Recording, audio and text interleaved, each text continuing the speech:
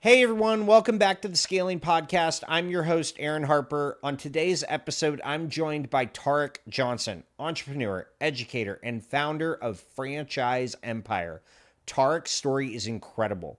Before launching what is now one of the fastest growing platforms in the franchise broker world, he went through 8 business failures, a corporate career that left him drained, and a ton of personal growth through the Hanging process. out with their wives, partying it up a little bit, and he said, "Man, with your skill sets and talents and what you've done, you should be making at least $1 million a year."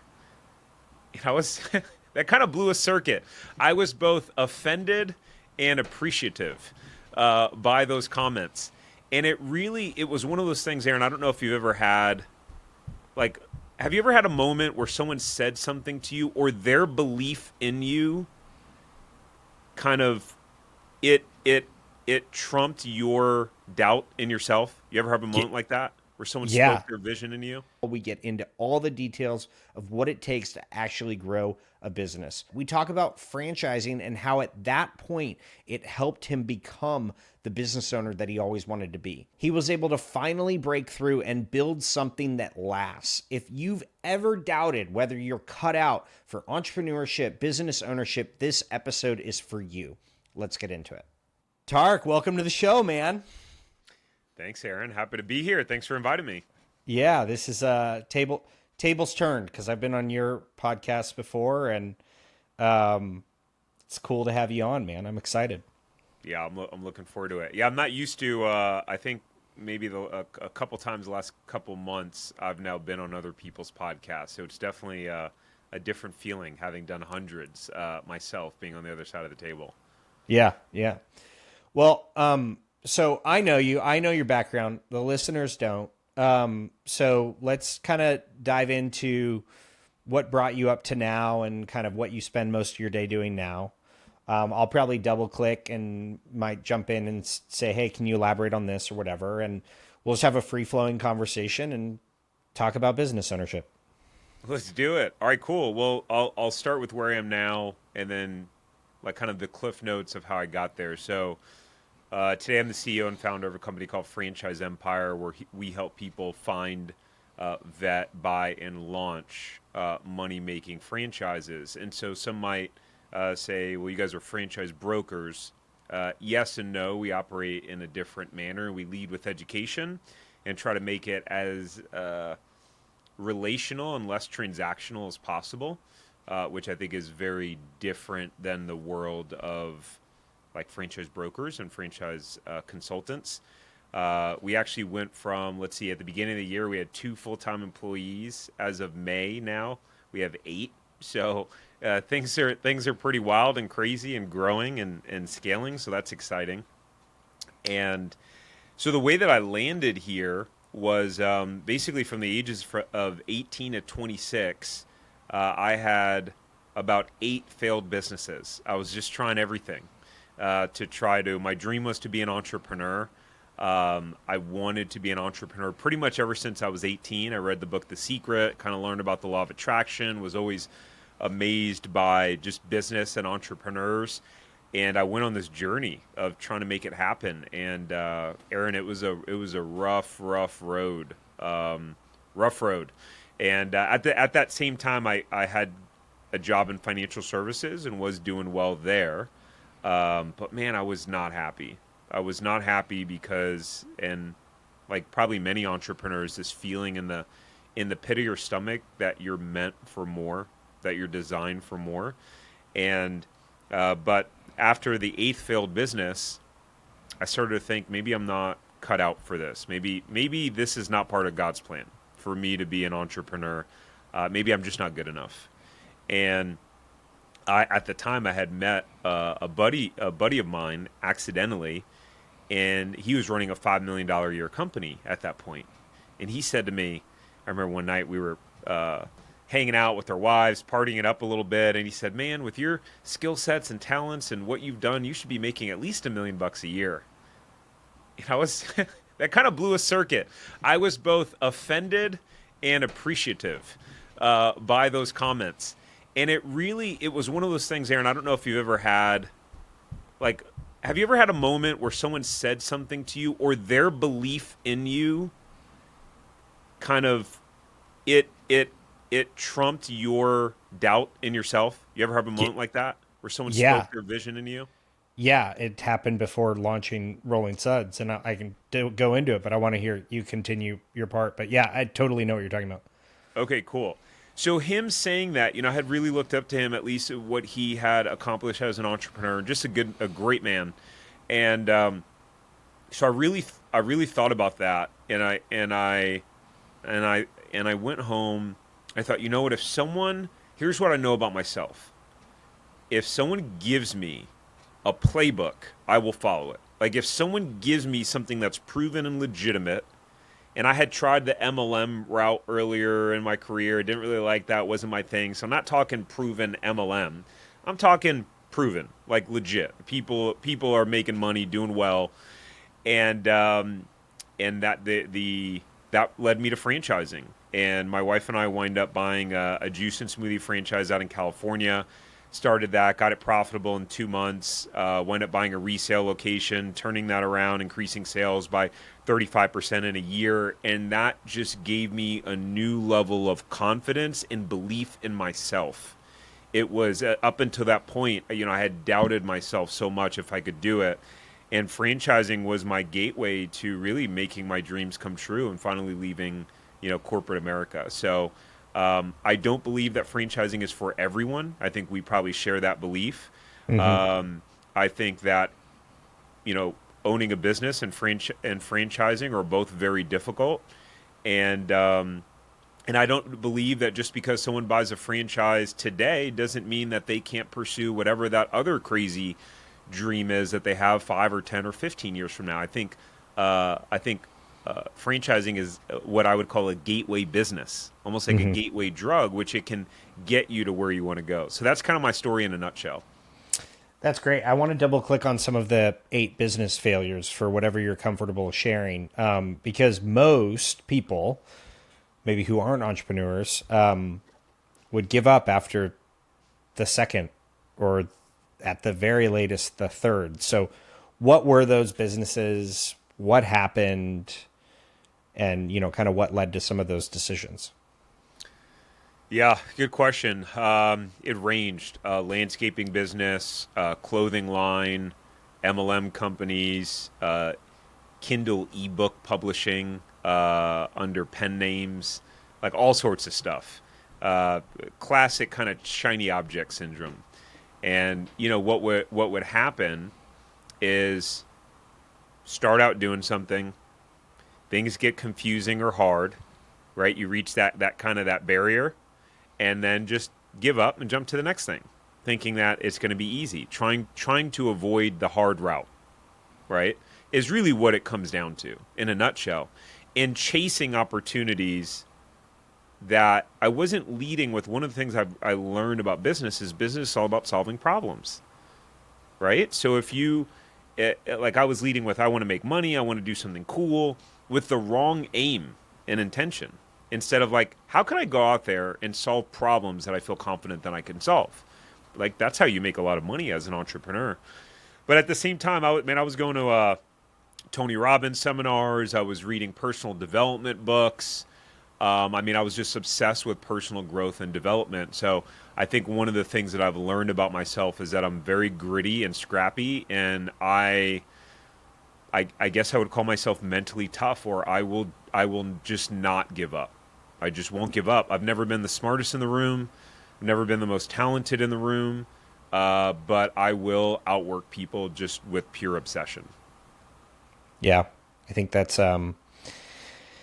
every good business owner or franchise owner that I've seen shares that same kind of mentality and mindset. It's like you do whatever it takes. Like you absolutely do whatever it takes to make it work. And if that means working 18-hour days so that you could pay your guys and you could scale to that next truck or that next location or whatever, like you just do it and you don't complain and you go.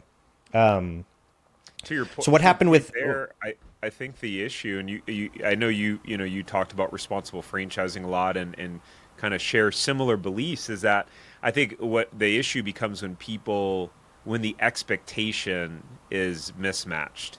Mm-hmm. When a franchisor comes in and says, "Hey, yeah, you can come in and do this in 10 hours a week." I saw one of your shorts. I think I commented on LinkedIn the other day where it was like someone coming in 5-10 hours a week or whatever to their business, and you're like, if that's all you have, then you shouldn't do it. You shouldn't start the business. And totally agree. So I think that's when the issue kind of happens sometimes, when selling people the dream of 5-10 hours a week, and then it starts to take 20 or 30 or 40 or 50 or 60, and then people start questioning themselves, if it's the right opportunity, start battling with the franchisor, right? I'm sure you've seen that Oh yeah, happen.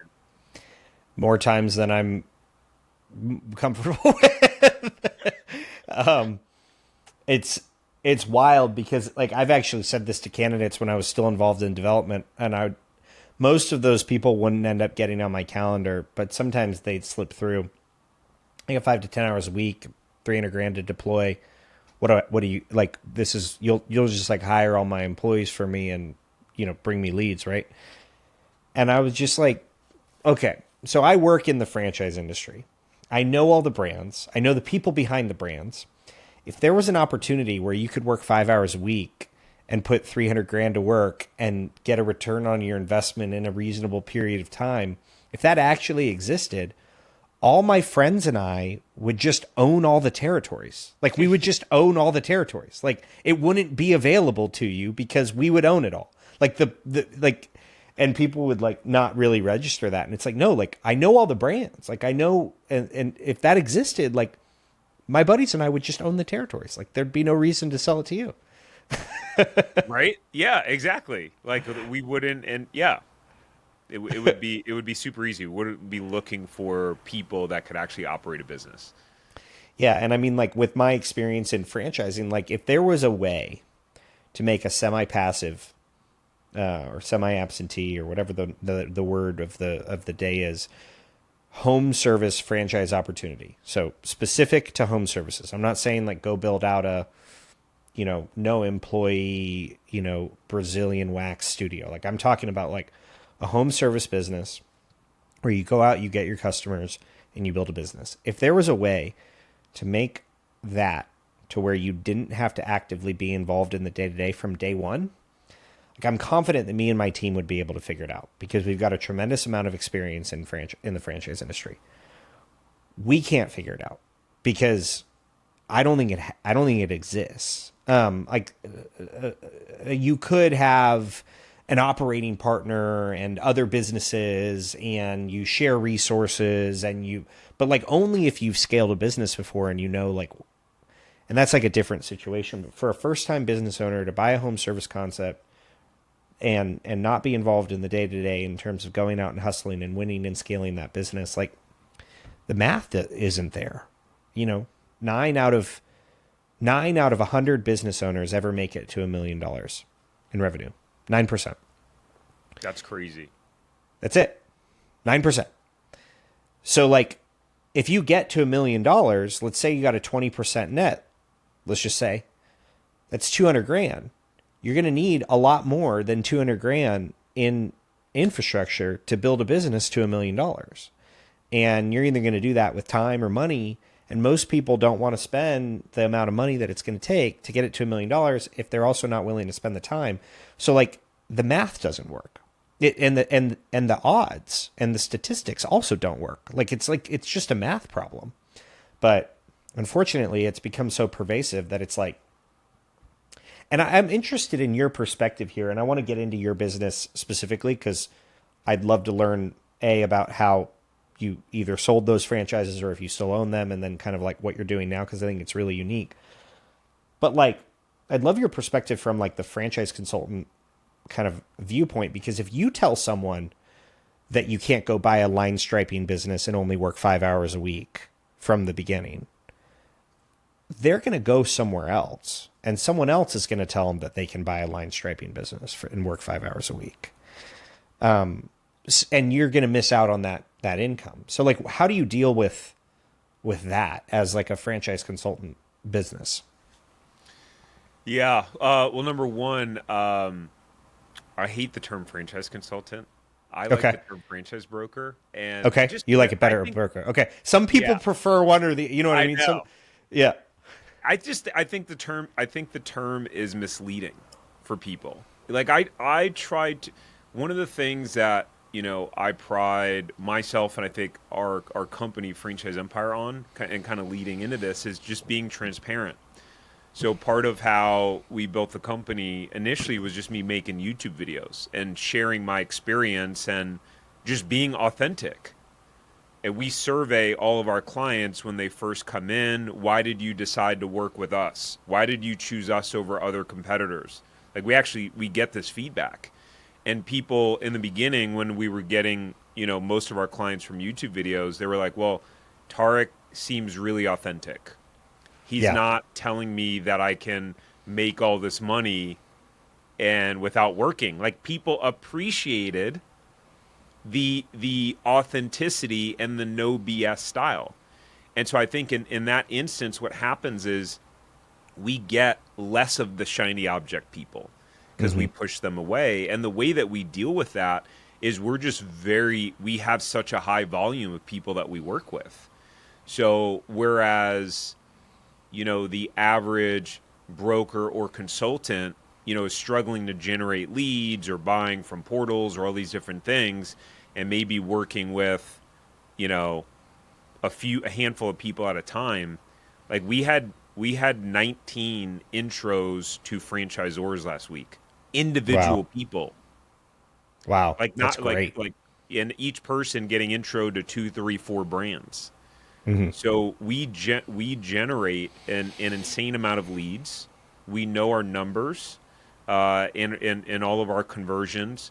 We have a full-time director of marketing where we run our own ads and do all of our stuff in-house.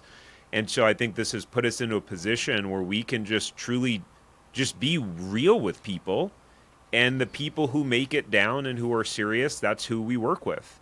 And That's Mark, great. our head of brokerage, um, he's the same way. And he's from Boston. He's very direct. He will tell it to you like it Mark's great. is. Mark's Mark great. is Mark's awesome. great. Yeah. Super opinionated, and I love it because we're very aligned on that. So we just don't BS with people. And Mark will turn people away if they say, "Hey, I want to run it 10 hours a week." He's like, "Look, you've got the wrong mindset here." And so for us, it's just and we believe in doing the right thing. I remember Yeah. I had a conversation with Rick Bizio about a year ago. I had dinner with him, and he said, I asked him a similar question of like, how do you deal with, needing to make money and kind of being real with people and all that stuff. And he was like, well, it's not mutually exclusive, and I get just as many referrals from people who didn't buy as people who do. And I was like, wow. And it just shows if you're willing to play the long game and not have this short-term mindset of needing to have money today, I think that's where people get in big trouble. And it's hard. It's not easy because everyone wants to grow their business now, generate revenue now, and it becomes this constant tug. We're just real with people. Yeah, that's great. So, what did you do with your franchises? You're married. You have two kids, Two three kids. kids, Yep. two kids. That's right. Yeah, yeah. So, where were your kids' ages when you were doing the failed businesses, and kind of where you in that, and then you bought into the franchise, and you're like, oh, franchise is like work. I can follow. So, kind of talk me through that timeline, and what are you doing now with those businesses? Yeah. So we signed our franchise agreement in 2015, our first one. We were living in California. My wife and I were just a year, 18 months into being married. No kids yet at that point. And definitely made it easier. I will 100% say starting a business with kids is exponentially harder, in my opinion. I Yep. think anyone who tries to negate that or say that that's not true doesn't have kids. Yeah. Yeah. Yeah. My daughter was born on November 16th of 2022. I had a 19-month-old at that time as well. and we finalized the transaction for Rolling Suds the second week of January of 23. Wow. So you know it. You've lived it. I've lived it. My business and my baby are the second child are the same age, and we have a third one that's here any day now. My wife's a little over 37 weeks pregnant, so it's significantly harder with kids. Well, congratulations in advance. Thanks. Very exciting. Three's a crowd, man. I hear it's not double as hard. I hear it's like 5 times as hard, because like you go from man on man to zone, and like you're just outnumbered forever. I've never heard someone reference it like that, from man on man to zone. That is hilarious. That's really funny. Yeah. Yeah, it's totally different with kids. So we signed our franchise agreement in 2015. What happened was we signed, retail models are just so different. I mean, 95% of our clients buy some sort of service concept. But the cool thing is that me and Mark both have the experience of having done retail food QSR. Mark owned 13, Five Guys franchises, and had an incredible exit.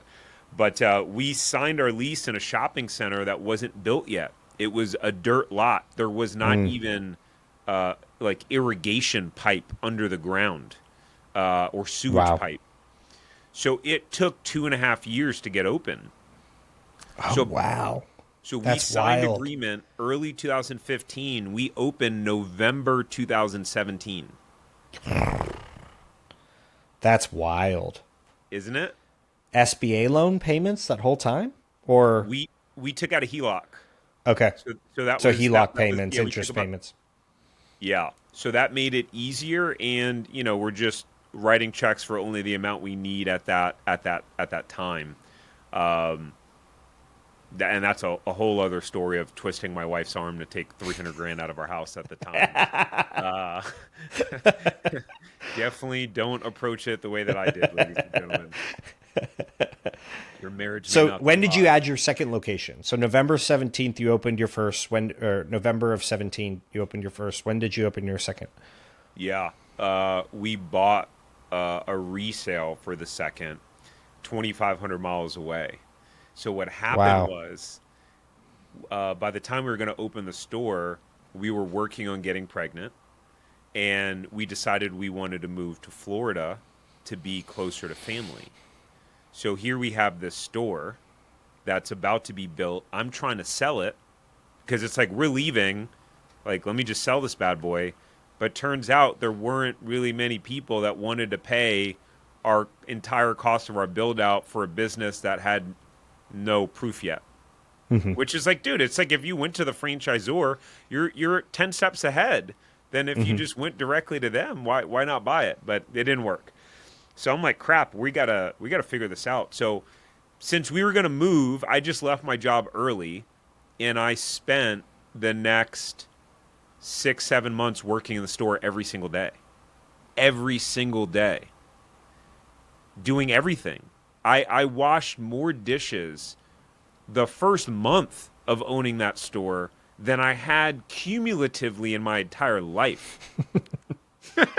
Okay, so that's what happened there. But I'm pretty OCD, and I'm a hard ass with things, and so that's how I set up the store so that, okay, once we do leave, like, this thing's gonna run like a machine, and it did. And so we moved to Florida. Just so happened to be a resale that was not doing well with the brand where we were going to be moving. We felt like it was fate, and so bought that in August of 2018. 9 months later, turned out that was much harder than the first location. First location was like easy from the jump. And I had to work the hardest that I think I ever had in my life to get that store increased by 35%. And then, so we do that, finally put a manager in place. I worked probably 50, 60 hours a week in the store doing everything.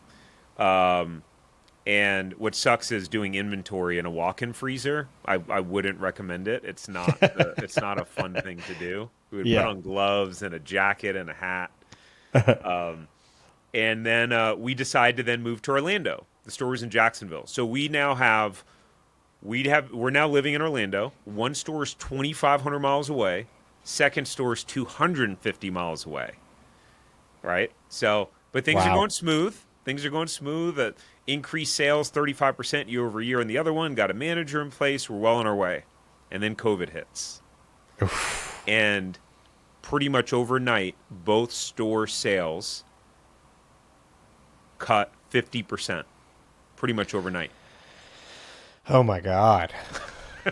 Jeez. Yes. Yeah. So you're bleeding cash. Yeah. So I go get a job. I'm like, I don't know if these things are going to fail. I don't know what's going to happen. So I go back into the corporate world. It's like at that point we have our son. Our son was born in March of 2019. So it's like I like what's going to happen? Just full on like take care, make sure the family's taken care of mode. And so that was a fun journey. And then after that, I was like, the California store bounced back really quickly because California is wild, and they shut down all restaurants. And so because we were to go, sales actually went up 40%, Wow. which was crazy. That's wild. Yeah. So, but then my manager told me that he was planning on leaving. So we wound up finally finding a buyer for that store. Even though I was making money and I was pretty much absentee, it was like I don't have to worry about having to hop on a flight to California, Right. at the last second. The Florida store, it was like I don't have it in me to go back there and do that turnaround again. So then we sold that one. And during COVID, it was really hard to find people for QSRs. I was going up there weeks at a time, staying in an Airbnb when my wife's home with our newborn. Wow. Yeah. So it just shows, again, it goes back to the like, I will not quit. I will do whatever it takes to get the result. But the cool thing is that it's led to where I am now. My dream, since I graduated high school in 2006, 2007, was to be on YouTube and to be able to impact and help, millions of people. And so today, I love what we do at Franchise Empire, and I get to do what I love every day, which is leading with service and with the heart of a teacher. And that's worked out really well for us. That's awesome. So what you do differently, explain the model to the listeners. Like, for those who maybe don't know what a franchise broker or franchise consultant is, what's the normal model and then what are you doing differently with your business? Yeah, so the normal model is kind of like a real estate agent, right? Where a franchise broker, consultant, will go work with someone completely for free. And it's, generally speaking, pretty transactional. Everyone has their process pretty different, but it's a pretty transactional process. Help them understand their goals, their skill sets, match them up with a couple franchises. And then a lot of them, what they'll do is they'll just kick them over to the franchisor, hope the franchisor does all the work, and then just like, hey, tell me when I can send you an invoice. And there's a meaningful amount. Now, there's some great ones out there that don't do this, but there's a meaningful amount that really provide no value after the introduction. And for them, it's just a numbers game of send as many people over, don't provide them any tools, education, or resources, and franchisor, you close the deal and let me know when I can get paid. And so we actually, in the very beginning, we took a complete opposite model, end of that, where we only had a paid model. So we had all these resources. We would do these, built out this online training program, kind of like an online school of everything someone needed to know about franchising, due diligence. I'm talking like pro formas, validation, like in the weeds, because I'm an in the weeds kind of guy. And we would have these group coaching calls that I would run, and people paid to work with us, and we had like this private community for them, so on and so forth. And that worked out really well and was also very hard because there were a lot of people that we missed helping and working with because they were just like, well, I know you provide all this stuff, but we still don't even know if we want to buy a franchise. So we're going to go the freebie route and we're not going to work with you guys. And we would just say, okay, that's fine. And we wouldn't work with them. But what happened was we got the most serious committed people. And so over time, we pivoted that model, changed it a little bit now where I don't run the group calls and we just give it all away for free for our clients once they get into the process with us. So they get a full online course and curriculum. They get all these PDFs and tools, tracking spreadsheets to track what franchisors they're talking to track their validation calls, all these different things. We still do our weekly group coaching call. Mark runs that now. We still have a private community for them. And so we lead with education in our process. And we want people to, like, we're going to present them solutions, but we're like, hey, it's your job to tear it apart. Like, don't take our word for it. We did our homework to make sure we're presenting you good brands, but we also understand that ultimately you are accountable and responsible for your success. So all the weight of that needs to be in your hands, and then we are really hands-on with supporting them throughout the process. I mean, we make the follow-up calls mandatory with the clients to the point where they're like, I don't know, we need to meet with you. We're like, let's have a check-in call just in case. That's great. And specifically around, I think, lead gen, you and I are both understand the importance of content and personal brand. But ironically, there's not a ton of people in the franchise industry who prioritize it in the same way that you and I do. And so what I'm hearing is it sounds like you started with the YouTube videos and it evolved into a franchise brokerage.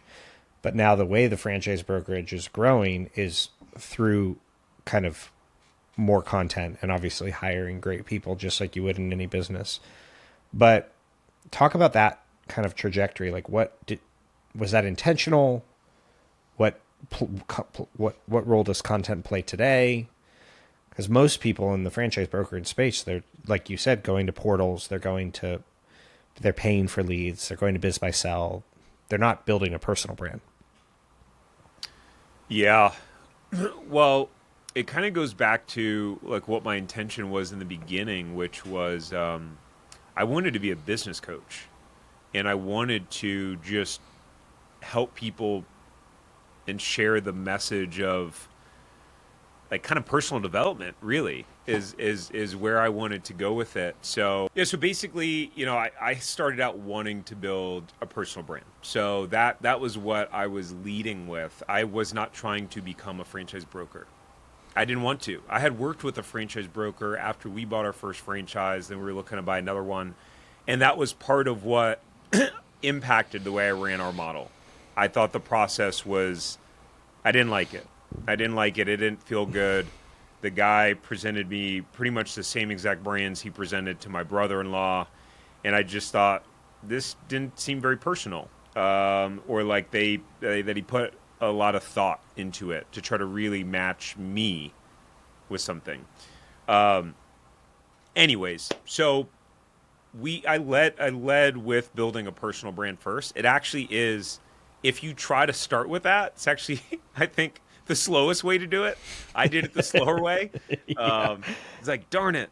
I remember us trying to increase our amount of leads. And so we just started making tons and tons of more content. And we got like 15% more leads. It was just like, oh my goodness, I just spent the last 6 months. And that's actually fitting enough. When I decided, I read the book Who Not How by I think, what is it, Dan Sullivan and Benjamin Hardy. And the whole idea was, instead of trying to figure out how to do something in your business, you need a who. And I was like, interesting. So I thought, all right, I need a director of marketing. I started hiring agencies to try to get more lead flow, and these agencies were like, I mean, I remember hopping on a call with this young girl that they had put as my rep at this one agency, and I was like, so did you set up like the pixel? She was like, the pixel. And I was like, oh my goodness, I know more than she does on how to set up Facebook ads. Like, okay, this is terrible.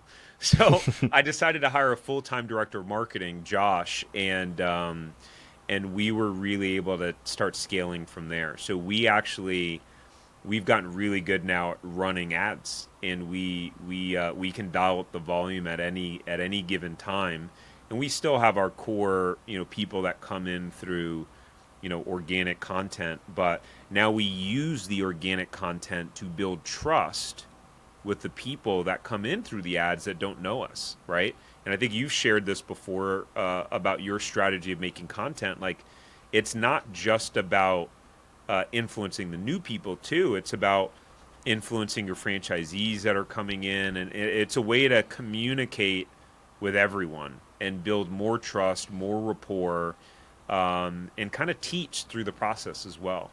But building a brand is key. You really have to do it these days, even if you don't want to.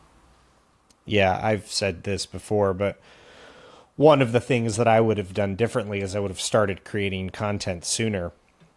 I think, at least for me, there was like this stigma around it as like,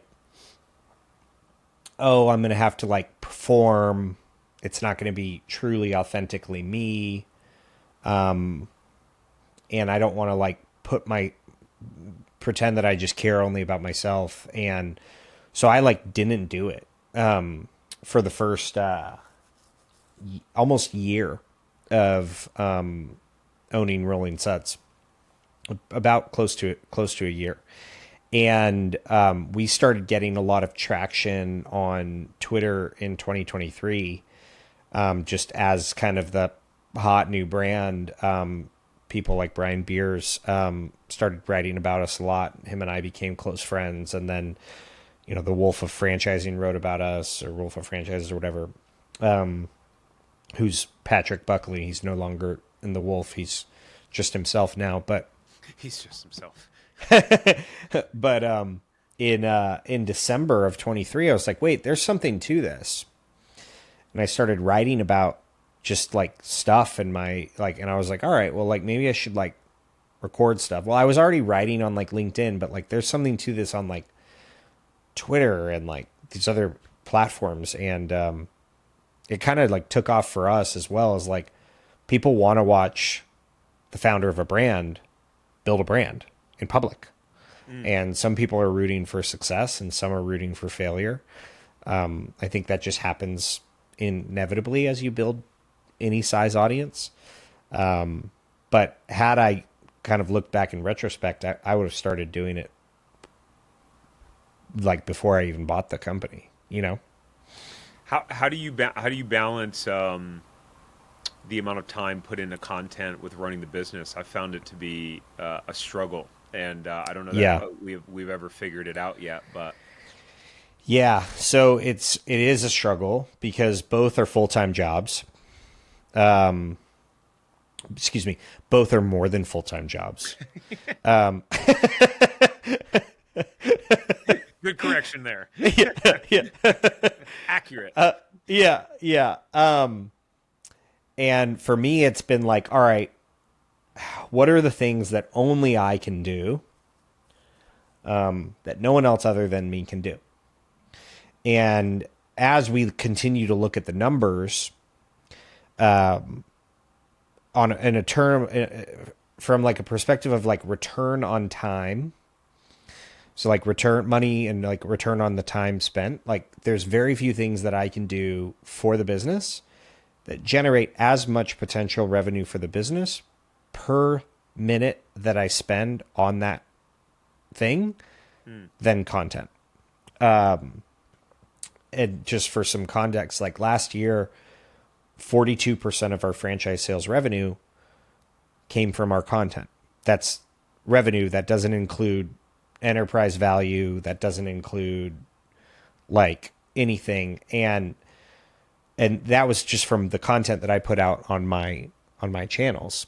And so, So meaning those franchisees came in organically through the content. yeah, Wow. yeah, which makes a significant difference to the bottom line, and allows me to hire great people to then do the stuff that other people can do in the business that, yes, I can do them, but like, is it the best and highest use of my time? Additionally, there's ancillary benefits as well. Like we've been able to source some, as you know, because have presented Rolling Suds, and we've found some franchisees together. Like we have a really robust team relative to this age of our franchise brand. Like we have like a full C-suite of executives that have done the things before in the roles that they're in, and a lot of that was amplified by the content that I create, because people want to be involved in something that is as public as what we've been doing.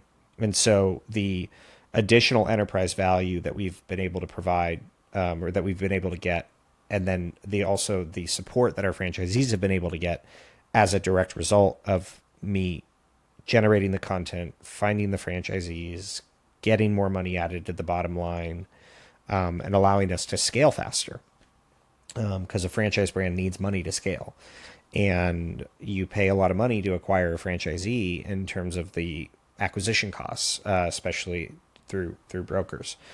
So we have for Rolling Suds, we have a brand president, we have a chief development officer, we have a senior vice president of operations. Like we have this whole team that does the operations. Like if I got hit by a bus tomorrow, like the business would continue to run. And that's just the way that I've built it. Cool. So that we could do what we're doing. But I say it's cool, but don't get hit by a bus. So. Yeah. That's not the plan. My family would be quite, it wouldn't be great, but yeah. So, I mean, the balance is like, and then there's times where I'm like, oh, I can't create. Like recently, like I shared with you, I've been in the hospital with my wife. Like there has not been time to create content, and I've had to step back into the operator mode, or we have an employee issue and I got to get in and do that person. Like, so it's kind of like this pendulum. But I think for me, what's been helpful, and I don't know if this is helpful for you, is just like, what's my return on investment per minute spent on a specific thing? And what are also the only things that I can do that no one else other than me can do? And how do I spend all my time doing those things? And how do I find the right kind of who, not how, to then do these other elements of the business that either A, I'm not as good at, or B, maybe I am good at it, but I shouldn't be doing it because I need to look at everything or whatever. So we're pushing the content even more this year than we were last year. Yeah, interesting. I'm curious about your hiring, because you have built a pretty talented team. A couple questions there, which is, sure. So how do you, number one, some of these individuals, like how did you recruit them? Number one. So I think that so you go from, like, in a business, like you start at zero revenue and you are chief everything officer. Like you do everything that you possibly need to make the business go, but your primary goal should be revenue, because you can't do anything without revenue. And so you're really chief everything officer, but like prioritizing during business hours, chief revenue officer. And the revenue then produces what you need to pay your team. And then once it gets to a certain size, like you basically become chief recruiting officer. And one of the most difficult things for a business owner to do is essentially replace themselves on the sales side. As you know, sales is a very large CapEx expenditure in terms of like paying someone a salary, or a draw. They might not close deals, so it's investment in like the possibility. You're burning cash during that time. It also costs money to pay for leads, for marketing. So like you've got this whole big expense. So I always recommend that someone starting a business, like you're the salesperson. Like you make sure that no matter what, that there is money to make payroll happen. But recruiting is just a different type of sales. Like once you have people in place, then I think the owner of the business needs to go out and direct message executives that aren't looking for a job and tell them why they should come work for them. And these executives or these people who come in, like they don't it's not like they're not looking for a job. They don't need a job because they have a great job, because they're a great employee. And so you have to basically sell them more or less on why they should leave this really secure thing they've got and come and work at your company. And their time that they're investing in your company is an investment in your company in a different way than a $60,000 to $80,000 employee, which don't get me wrong, like there is a tremendous amount of value. It's just a different element because if someone's worth, if someone's making $300,000 a year somewhere, like there's a company that's paying them that amount because they're getting a return on that salary and time. So I think that, and I think it's around like 10 million in revenue. Maybe 7 to like 10 million in revenue. Like the the owner of the business, the founder of the business becomes chief recruiting officer to go out and get the people who can take you from 7 to 10 to 25 plus. And those people aren't looking for jobs. Yeah. Typically. The job market now is crazy. We just posted a role for like a director of operations, kind of COO type position, and we got like over 400 applicants. That's wild. 400. That is wild. I mean, you guys are remote, right? Say it again. Are you guys remote? Yeah. Yeah, that also opens up your pool a lot more too. Wow. Yeah, it's like a full-time job just to go through all those applicants. My goodness, and I'm the one doing it. So. Yeah.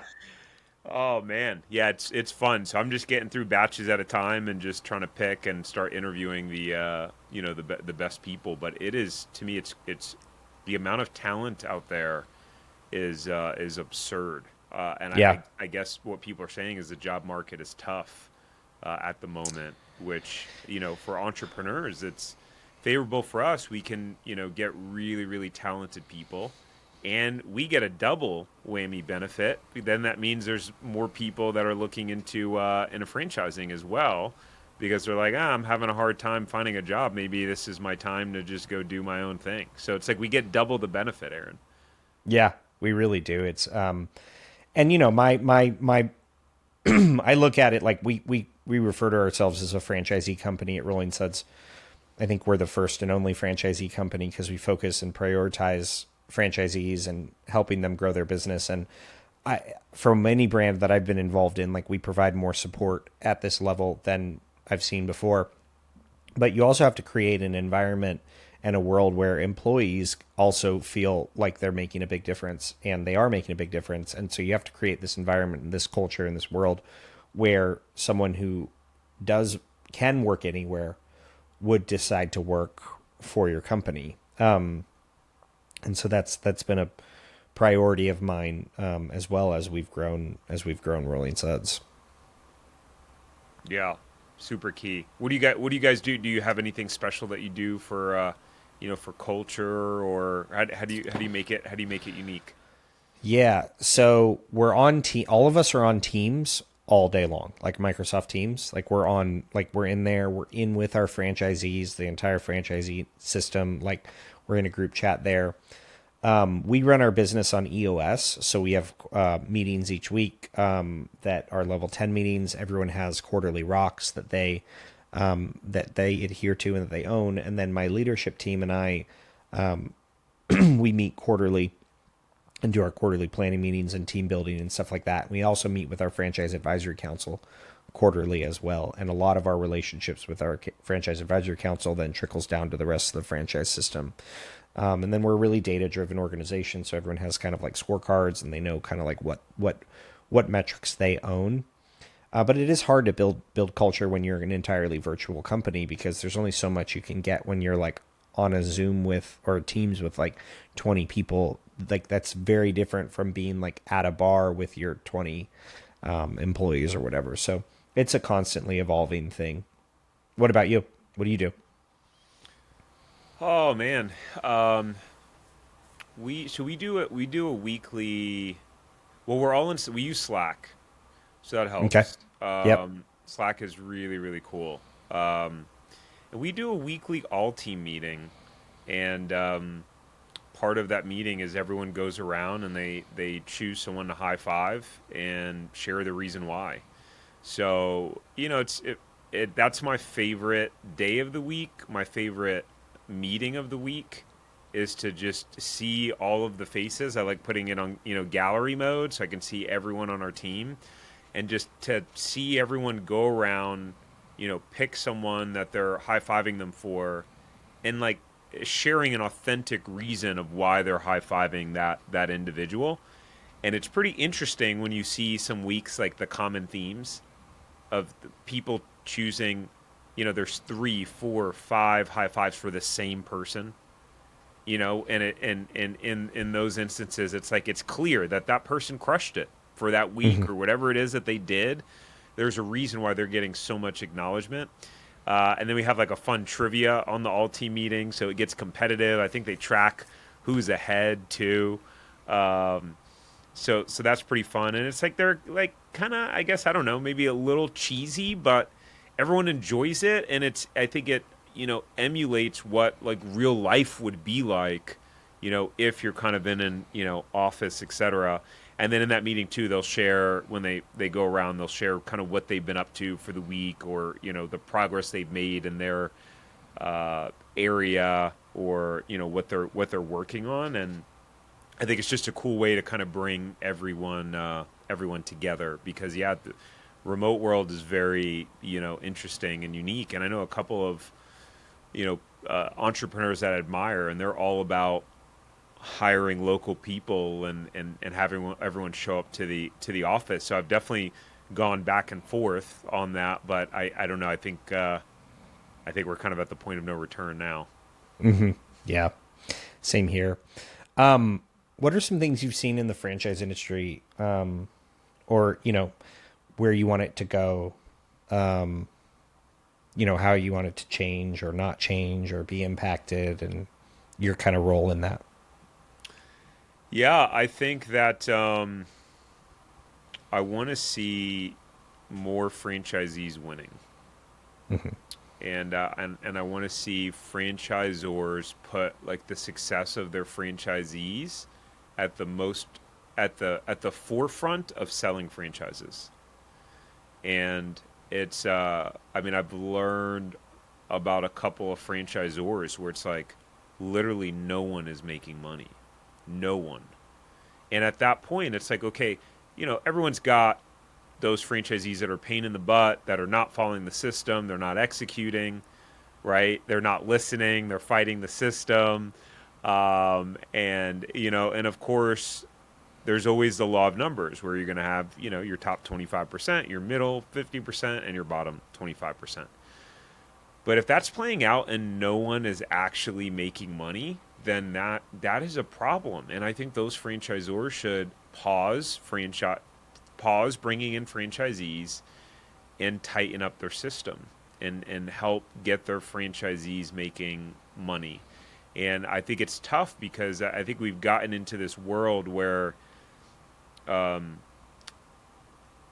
selling franchises have become such a need, in order to, and I think brokers and consultants too, where they're not putting the people that matter the most at the forefront. And so I think that's something that's really important to me. And just more franchisors setting better expectations, Hmm. right? Like um, this whole keep your job, buy a franchise. I mean, I think if someone's well capitalized, they put a good manager in place, but the whole expectation of 5-10 hours a week, that stuff drives me crazy, man. And I mean, we could do it. We could go out there and say it, and probably do 50% more deals. Um, but I mean, I've got to be able to go to sleep at night. Hmm. And these are real people behind every, deal. Right. These are real people, real families, real loans, real retirement funds. And so, I mean, I care so much about people actually being successful after the fact. That's part of why we actually have a bunch of resources for the franchisees that are more accountability driven and kind of scorecard driven to kind of bridge that gap. Because at the end of the day, if they're not like the franchisor, you guys can say, hey, you got to do this, do this, do this.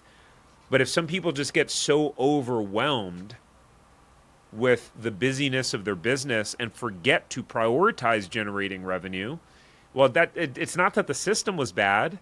It's not that the franchisee is not following the system. It's just they're bad at prioritizing their time. Right. And Which so happens all the time. Yeah, so I would love, that brings like to the other side. I'd love to see, and maybe at some point we'll be the one to do it, is to create more kind of coaching programs and systems to help franchisees become the leaders and the entrepreneurs that they need to be, like internally, right? Mm-hmm. Because if I can tell you, Aaron spent, you need to spend $10,000 on marketing this month, right? But if you're so scared and terrified to do it, and the first month it doesn't work, and you don't have the courage or the poise to just be patient and let the second and third month play out, because sometimes that happens when running ads, right? Sometimes that it takes a little bit. Sometimes you got to take a couple steps backward. I just had this conversation with someone yesterday who bought a franchise and is a friend of mine, and he called me, and him and his wife were there, and he's like, I'm struggling, whatever. And I'm like, dude, like his wife was like, I think he's just being too scared. She called him out on the call. She kind of like made me do the intervention with him. And, and it was all out of love, but it's like, how is that the franchisor's responsibility to, cultivate this person and try to teach them how to get over their own fear? It becomes a responsibility kind of by default, but I don't, the franchisor is supposed to provide the system. So how are these franchisees going to develop into the courageous, bold, disciplined entrepreneurs that they need to be in order to be successful? I mean, I get goosebumps because like that's what makes me feel alive the most. And at some point I would love to be, out there helping do that with people. But for right now, we are where we are. But that's what excites me the most, and where I'd love to see the industry going more and more is developing the people behind the business. Yeah, that's really a really good point, because there's a psychology behind owning a business that you and me, like as like diehard entrepreneurs, like we just are born with it. I think it's learned to an extent, but I think like this like innate desire to like break things until like you find something that fixes, like, or find something that works. Like I think it's inside me. A lot of franchisees leave a really stable career where they're making $250,000, and over the last 15 years they've continued to go up and up and up and up.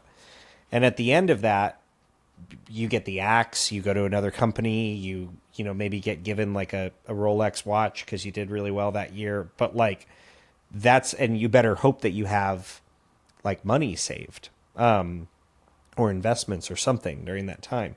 Whereas and then they step into entrepreneurship, which, whether it's a franchise or not, like you're owning a business, you're owning a business. And it's much more like this.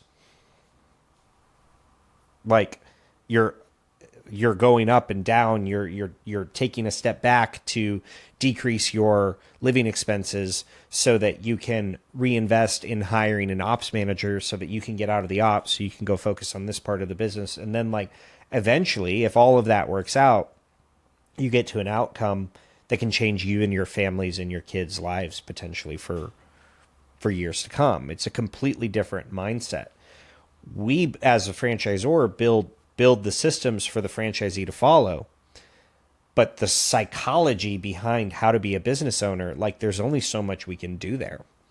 Especially because we're focused on making sure the vendors produce, making sure that, royalties, like there's a bunch of stuff operationally on how to run a franchise where it's like you almost need like someone who's like a psychologist.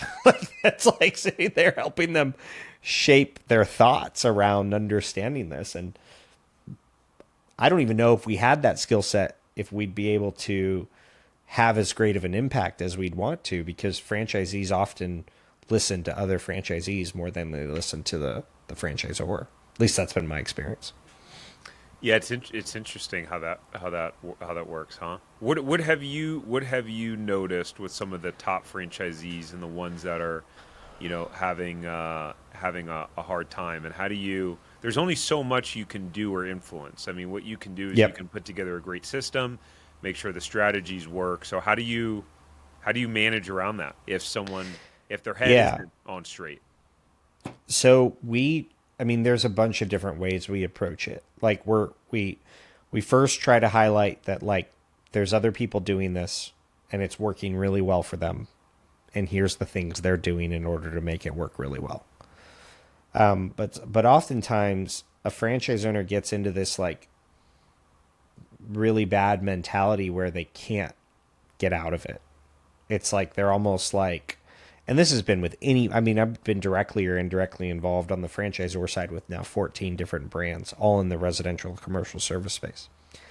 And it's not unique to one brand or the next. Like this happens in every single brand. And they basically either have to get out of that mindset and take ownership of their business, or they need to sell it to someone who can and who will.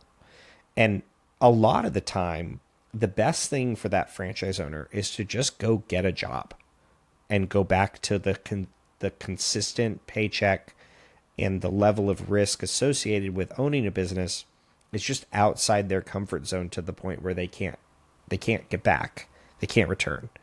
And maybe it's just because they weren't ever meant to be there in the first place.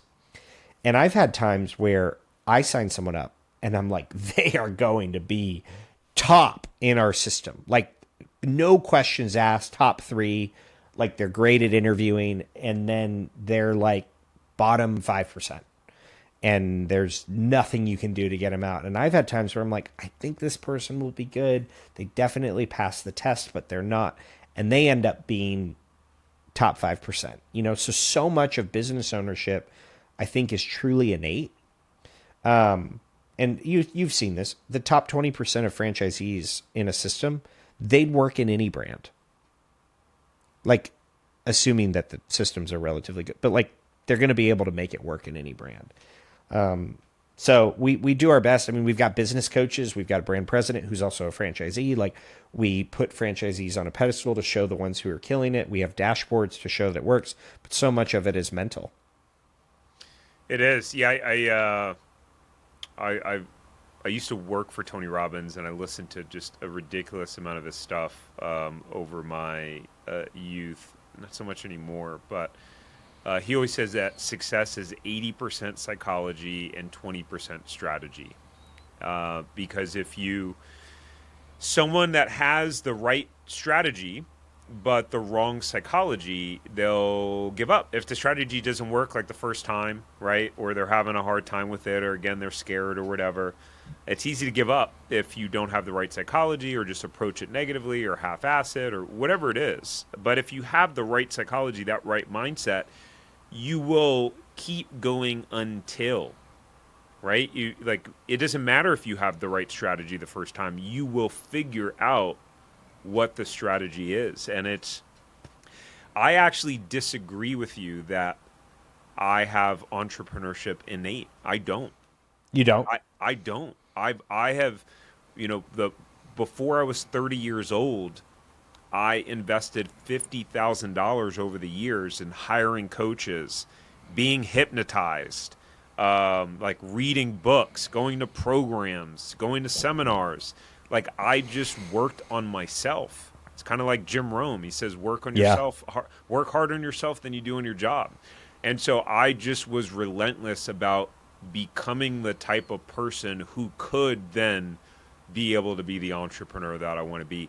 And I still do it to this day. I know people that are they're just wired entrepreneurs. It takes them half the amount of effort that it takes me in order to produce the same result. And I've just learned that that's okay. Deal with it. I think Yeah. that's the hard part about franchisees too, right? Because they may see that too, and they're like, ah, but that person, it's so easy for them, and then they think that it should be easy for them too. So then they don't put in. I think this is any entrepreneur. Then they don't go above and beyond in the amount of work because they think, well, if that person is getting the result without doing that, then like I don't need to do that too. Right. What are your thoughts on Yeah. that? Yeah, I think what you're talking about is a gap for sure in the franchise industry as a whole. There's not a lot of the fact of the matter is there's not a lot of money for a business coaching to franchisee business post transaction where most people make their money, except in the franchise development world, is on that first transaction and selling that franchise and receiving that commission. But the ongoing like support and business coaching that's necessary for, let's say you were to go do that, like typically a franchise owner is not going to have a tremendous amount of exposable income No. for the first 2 years of their business because they're reinvesting, they're, using working capital, they're investing, they're growing. And there's even not like, depending on what it would cost for a business coach that can do that specifically, there's not even a lot of money. Like, so there's a lot of opportunity, I think, there. And I love that you provide additional resources to your candidates post sale. I feel like there's almost like a world where you could create peer groups of franchisees in different brands post sale as like this kind of ongoing membership model type of thing. And then that could create a funnel back to you later in the future if someone buys their next brand or whatever. So it kind of like fosters this, kind of, I think that could be really interesting because it'd be a lower lift on your end, but high value for the franchise owners because they're different brands. They're hearing how things are. They're sharing ideas. And then they stay engaged longer term with you. I think that could be really interesting. Yeah, and we've done some paid masterminds with some of the franchisees, and actually run a weekly accountability call with some of our Z's. And yeah, it's incredible when people start sharing. Oh, I have the same challenge. I have the same challenge. Here's how I'm dealing with it, handling it. It's just different. I think one of the coolest things about franchising is that you are in a business with a ton of other people that run the same business as you. I Yeah. was talking to this guy yesterday that was, he's in, I don't know, month 4, month 5, and things weren't starting out the way he wanted to. And his wife's like, yeah, he's just not the type of person to pick up the phone and call and ask for help. And I'm like, dude, you got to be that guy. You have to. Yeah. Like, That's what are you you're paying doing? for. That's what you're paying a royalty for in a franchise. Right? I'm like, man, you gotta be on the phone with your franchisor every week, and find a mentor within the system that like you resonate with, that's a couple years ahead of you, and talk to them every week, a couple times a week. And it's like, just a little bit, whether introverted, timid, ego, it's like, man, take advantage of it. And it's interesting to see when I talk to some Z's when they don't. It's like, have you talked to some other franchisees? No, I talked to some other ones that are struggling. I'm like, okay. Yeah. So yeah, I get it. Well, before I let you go, what's your vision for Franchise Empire? Where is it? 5 years from now? I know you've been growing rapidly, so tell me about like what's your BHAG, big, hairy, audacious goal? Yeah. We want to be the most trusted authority on franchising. Trusted authority, with the emphasis on the word trusted. So we want to be that place where people know that they can come to us, even if it's just, we have some people that will just use some of our educational tools and they go buy on their own. And to me, I think there's enough out there for everyone. If you're good at sales and marketing, there'll be enough out there. So we want to be the most trusted authority. That's what we want to do. I mean, of course, we have goals around, how many, placements we want to make in a year. Last year we did 50. This year we'll do 64, and we have, goals to do many, many more than that. But that's it, to become the most trusted authority and to help people truly own money-making franchises. And however we can contribute to that, we're committed to doing it, not just doing a transaction, placing someone with a franchise. We really, really want to see people win. That's great. Awesome, Tariq. Thanks so much for coming on. Where can people find you? Yeah, just go to franchiseempire.com or type my name into YouTube, Tariq Johnson, Tariq. You will see just an overwhelming amount of videos. That's awesome. Well, thanks so much for coming on the Scaling Podcast, and I'll see you soon. Yeah, thanks for having me, man.